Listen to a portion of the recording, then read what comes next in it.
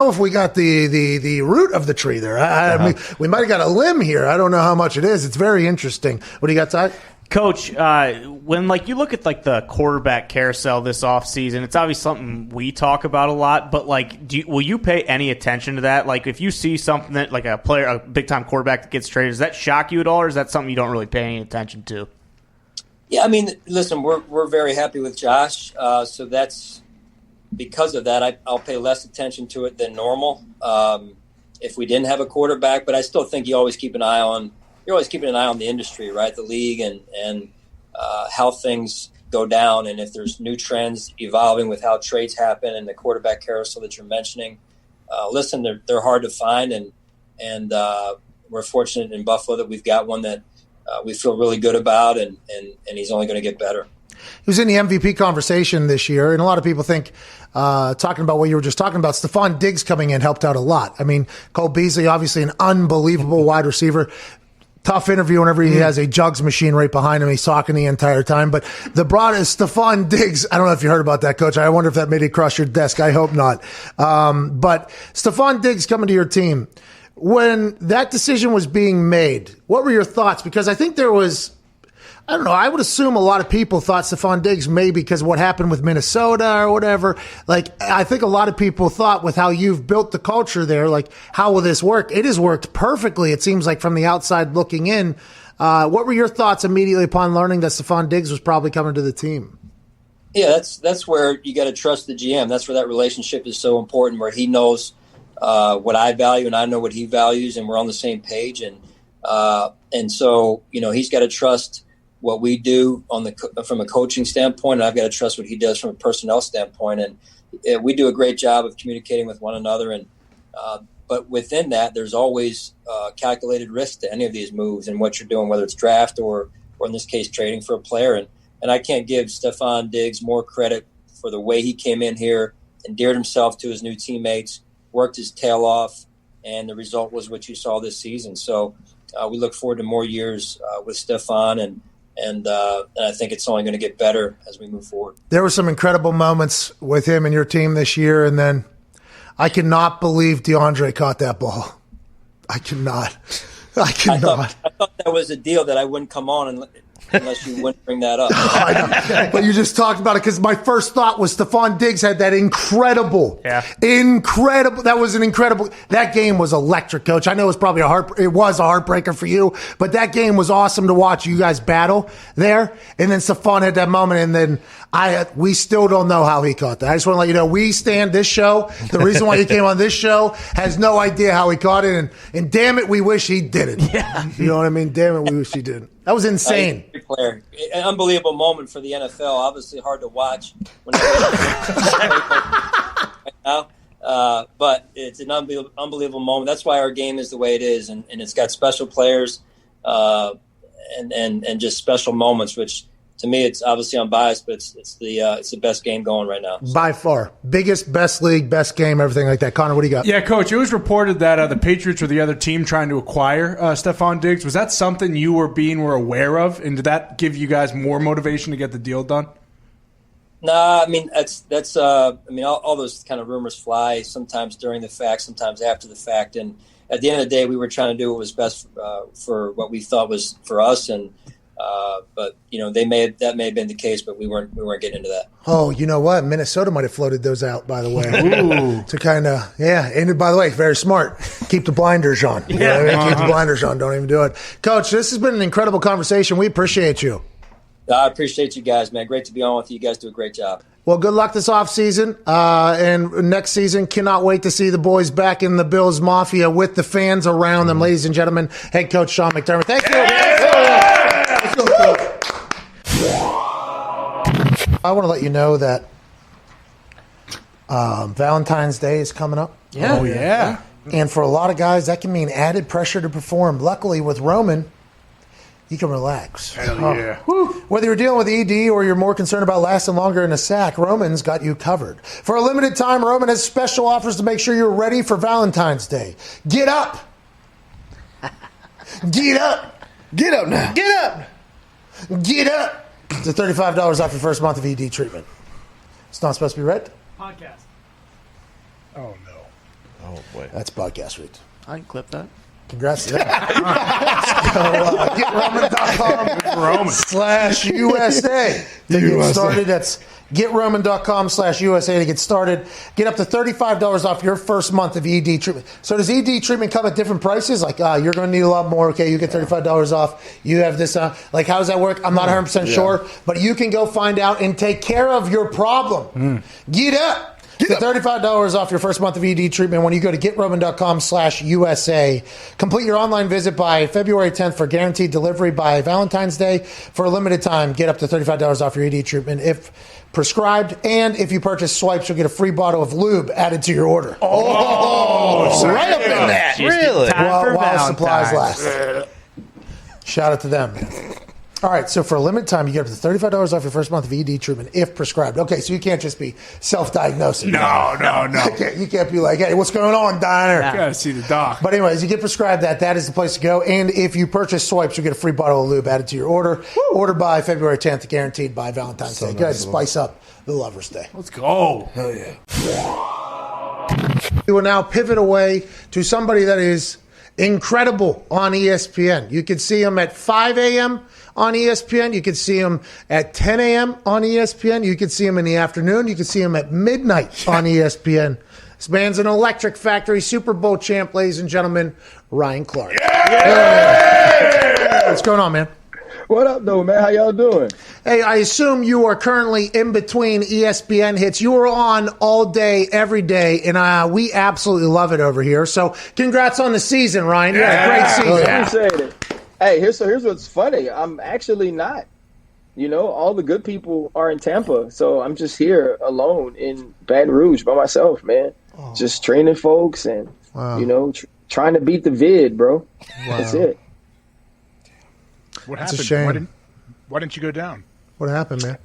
I don't pick, right? So I don't get to pick who goes. That's not necessarily part of my job. But, they went to the regular NFL Live crew this year. So those guys went. I think Booger's there and I think Lou's there. And so what I'm going to do is on Sunday, though, I'll go to D.C. and I'll work with SVP after the game. There we go. So that's my slot this week. There we go. Okay, that's what we like to hear. That's what we like to hear. Hey, that Baton Rouge song that all those drunks sang after LSU won the national championship last year down in the Mercedes-Benz Dome, Foxy and I were there as the trophy was being presented. Is that just like every night thing down there in Baton Rouge, like at midnight? No. Is that something that plays? Well, no, they don't do it like that. They only do it when good things are happening or bad things are happening. You know what I'm saying? Like, it's one of those songs that commemorates a moment. You know what I mean? We don't want to listen to it all the time. At first, it was about all the time. Now it's about, you know what? I'm having a bad day. I'm going to drink my sorrows away. I'm going to get totally tore up, and we're going to play the song, and we're going to cry and sing it together. Or it's I'm having an amazing day. I just won a championship. We are also going to drink and get tore up about that and then listen to the song as well. Okay, that's nice to know.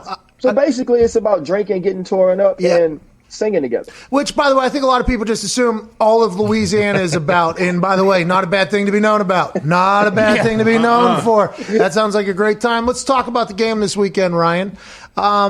Patrick Mahomes, Tom Brady. I assume your not entire take, but you have a view on the defense is not being talked about on either side here, right? I mean, every once in a while the conversation will lend towards, hey, Jace Pierre-Paul plus 10,000 could get MVP if he gets 5 sacks on Patrick Mahomes against a replacement tackle, or maybe Shaq Barrett. Watch Von Miller do that whenever he was in Denver. Maybe he'll go off. How do you feel about the defenses in this game, and which offense you think is least likely to get stopped? You know what? I think neither are going to get stopped this week. But I think it's about critical football plays, right? Critical moments. And AJ knows this. You know this too, Pat. It's about who comes up with the play when it's most needed. Listen, we've watched Patrick Mahomes be under siege before. Guy I know is the head trainer at New Orleans, and we were kind of talking about Patrick Mahomes, what it looks like from field level. And obviously, if you're a trainer in New Orleans, you love Drew Brees. And he's used to like that pinpoint accuracy, going through your progressions as they're supposed to happen. And he goes, I've never seen anything like it. It felt like backyard football. He's pointing guys one way. He's running backwards. He's doing different things. And so it's kind of impossible to stop that, right? So even if you are getting pressure off both sides, don't expect him or don't expect Patrick Mahomes to look like Cam Newton in that Super Bowl, respectfully, but don't expect that. And so Pat's going to find ways to make plays. You see Tyreek Hill and those guys. What it's going to be about for Tampa on defense is how much pressure you get on him, and what do you do on the back end where he doesn't have his outlet right away. If you go back to week 12, bro, like I can't throw a football, but I would have known who to throw it to and where to throw it by the way Tampa Bay lined up in the first movement of their back end. They were playing single high a lot. They were leaving Carlton Davis one-on-one with Tyreek Hill. Like, Adam Schefter talked about the hair cutter, not the barber, but the hair cutter. Adam Schefter. Oh, the best. The best. Right? It was so good, right? Carlton Davis probably wanted the hair cutter to come. He was wishing that the hair cutter would have went to the facility that week and that Tyreek Hill would have been in the seat first. And so defensively, Todd Bowles has to do some different things. He has to add some different wrinkles because if Pat Mahomes knows where he's going, he's getting there right now. And now you think about the Kansas City Chiefs. If there's a defensive coordinator that's still alive, that's in the world, that has to feel good about what he does against Tom Brady, doesn't have to be Steve Spagnuolo. Like, doesn't he have to feel like, you know what?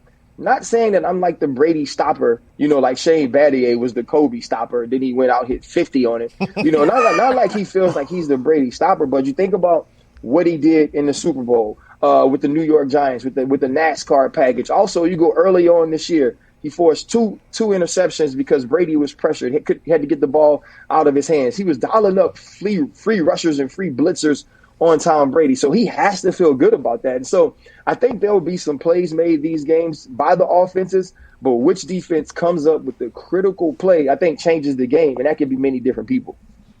Ryan, if you were the defensive coordinator for the Tampa Bay Bucks, I guess what would you try to do to at least slow this offense down? Like people always say, you got to double Tyreek, you got to double Kelsey. Like what can they legit try? Got to double. Well, yeah, I mean, you got to double at times, AJ, but if you go back, Atlanta Falcons played very well against the Kansas City Chiefs. I know people won't think about it because it's Atlanta and they stink, but Atlanta was a single high team, right? They played a lot of cover three, a lot of man. That week, they went to a two shell. They played everything out of a two deep shell, whether they were rolling the cover two, whether they were getting to one, and Patrick Mahomes had to read everything after the snap. They also made him take some of the underneath stuff. They also made him work the ball down the football field. I think you got to do some of those things if you're Tampa Bay. But you do have to double sometimes.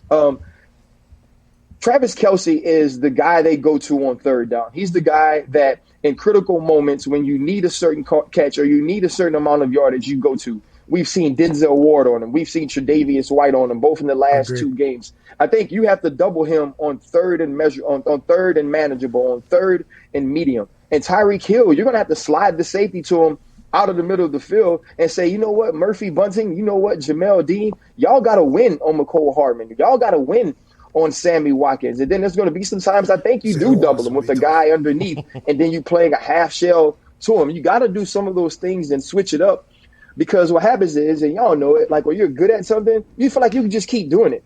You know what I'm saying? Like when I was in Pittsburgh, we were a fire zone team. AJ, you played on a fire zone team before. And no matter what, we felt like if we send in Troy and you blocking him with one man and we can outnumber you, we're going to win. And so we go play Tom Brady like that every time, bro. And he would cook us. One year it was just straight up. One year we draft well. We got some good young, long, athletic, lengthy corners, and we played everything from a two-shell. We played two-man and one robber the entire game. And we ended up winning that game because it was something Tom hadn't seen from us. We got to move into it. But we had to stop saying, you know what, we weren't being ignorant. We was being ignorant. We had to stop being ignorant and say, we got to have this game plan to beat Tom because what we do normally doesn't work. And I think you're going to have to get some of that this week from Tampa Bay. And that's like the Seattle Seahawks defense, right? They just played that one defense, and then when the Legion of Boom left, that thing all kind of died. They tried to do it in Atlanta. That defense has kind of been beat at this point. There is some people that say, hey, we're the best at this. You're just going to have to beat us at some point whenever you have the players. But with the way the offenses are now, I think that's going to be difficult to continue to do, especially as Patrick Mahomes becomes a play processor as he gets older, just like Aaron, just like Tom, just like Peyton. I mean, that's going to be interesting to watch that thing grow. Travis Kelce is unguardable, it seems like, and I agree with your sentiment that when they need it, they're going to Travis Kelce. I think Gronk is that same way, though. Who's going to cover Gronk?